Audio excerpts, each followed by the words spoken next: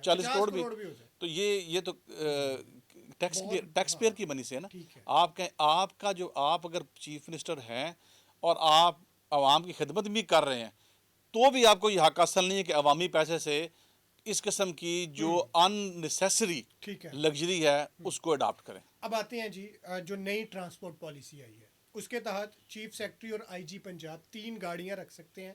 1800 CC, 2800 CC, 4700 CC.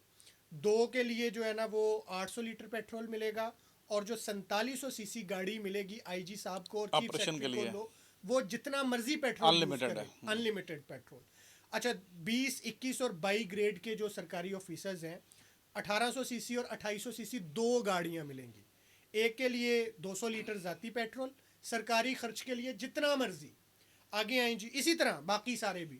और ये आपको सर पता में है, स्केल तक आके जो है 1800 सीसी तक आती है, ठीक बाकी है। सब ऊपर अच्छा, ऊपर। मैंने ये तकाबुल किया है, भारत अपने सेक्रेटरी लेवल के ब्यूरोक्रेट को 6 से 7 लाख रुपए भारतीय रुपीस की गाड़ी दे रहा वो है, उसकी छोटी गाड़ी अपर कैप है जी। और वो लोकल मैन्युफैक्चर्ड लोकल गाड़ी है मैन्युफैक्चर अपने उधर भारत की बनाई हुई।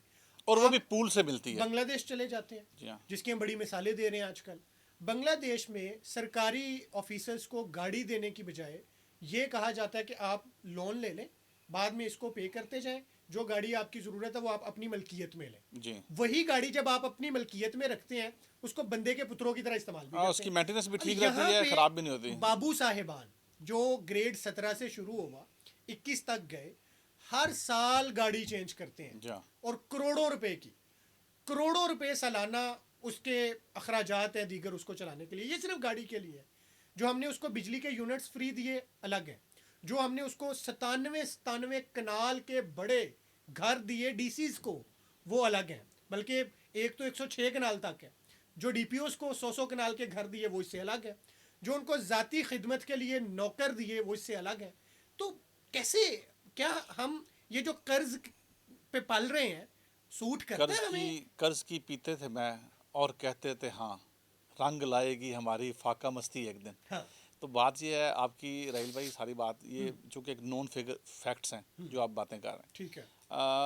हमारे यहाँ जो ब्यूरोक्रेसी है बेसिकली ये आउटशूट है जो साम्राज्य निज़ाम था अंग्रेज़ों का, कॉलोनियल सेटअप था, उसमें ब्यूरोक्रेट्स बनाए गए थे लोगों को कोर्स करने के लिए, उन पे जबर करने के लिए और उनको दबा के रखने के लिए। अच्छा, आज तक हमने उस ब्यूरोक्रेसी के अंदर जो है कोई रिफॉर्म्स नहीं की। आप जिस इलाके से हैं वहाँ से एहसन इकबाल साहब कई दफ़ा 7-8 दफ़ा तो मेरे ख्याल में MNA और मिनिस्टर बने हैं वो, और हर दफ़ा प्लानिंग के मिनिस्टर बनते हैं। जब वो बनते हैं वो हमें कभी 2010 का प्लान देते, कभी 2020 और कभी 30 और उड़ान पाकिस्तान।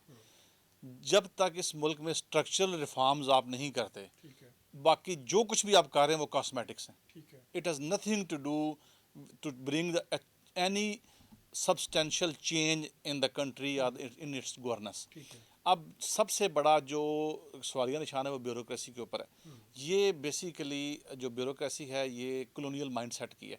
यहाँ आपने देखा होगा जो बाबूज अफसर आते हैं हमारे दोस्त हैं, मतलब वो क्या करते हैं, छतरी पकड़ने वाला बंदा और आप देखते हैं होगा वो निकलते हैं, उनके साथ आगे पीछे एक उनको डाला चाहिए होता है गाड़ी का पुलिस का। दरवाजा खोलने वाला और होगा। यस। हाँ। अच्छा, ये देखें ये बेसिकली एक ज़हनी बीमारी है। और करोड़ों की गाड़ियों में जाके चाबियां पलटते तो फिरते मैंने हैं। कल परसों एक स्टेटस भी लगाया था, बड़ा शोगल भी लगा, मैंने उसमें लगाया था कि CSS करके रोज़ नया पैंट कोट पहन के जाकर सब्ज़ी वाले से लड़ाई कर रहे होते हैं। सिंपल। तो ये इसलिए आपको नहीं रखा जाता।